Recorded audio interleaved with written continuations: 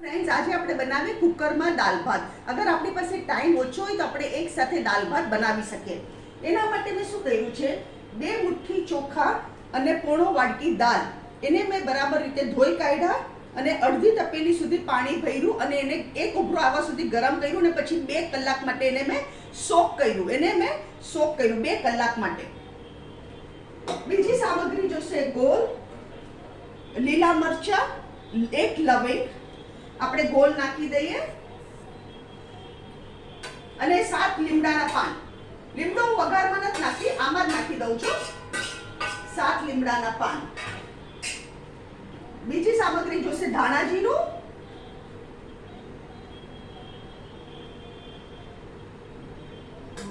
one tablespoon ધાણા જીરું, ½ teaspoon હળદર પાવડર, અહીંયા મેં 3 કોકમ પલાયેલા છે, 3 કોકમ અને કોથમરી 1 ટેબલસ્પૂન કોથમરી। હવે મેં અહીંયા 1 ટેબલસ્પૂન ઘી ગરમ કરવા મૂક્યું છે।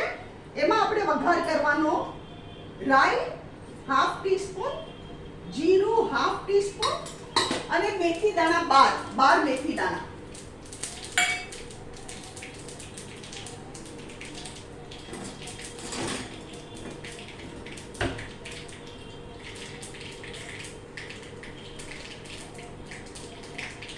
આમાં મેં લાલ મરચું નથી નાખ્યું, હળદર, ધાણા જીરું, મીઠું તો હું ઓલરેડી નાખી ચૂકી છું। મીઠું મેં નાખીને જ ગરમ કરેલું। આનો વઘાર।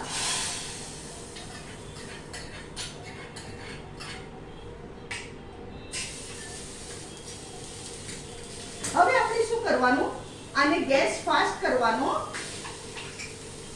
અહીંયા મેં વિસલ કાઢી, આ મેં બંધ કર્યું, વિસલ મૂકી અને હવે આપણે એને 5 વિસલ સુધી કુક કરવાનું। 5 વિસલ થશે પછી આપણે આપણી રેસીપી જોશું।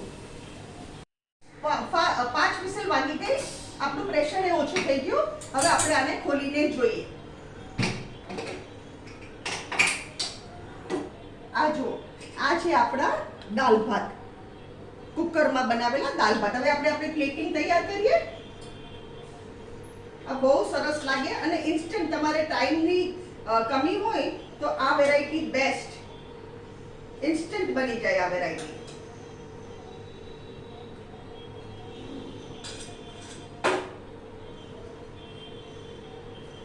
ફ્રેન્ડ્સ, આ છે દાળ ભાત કુકરમાં બનાવેલા। અગર તમને મારી આ રેસીપી પસંદ આવે તો કમેન્ટમાં જરૂરથી લખો અને તમે રાહ શું જુઓ છો, તમે બી ઝટપટ બનાવો।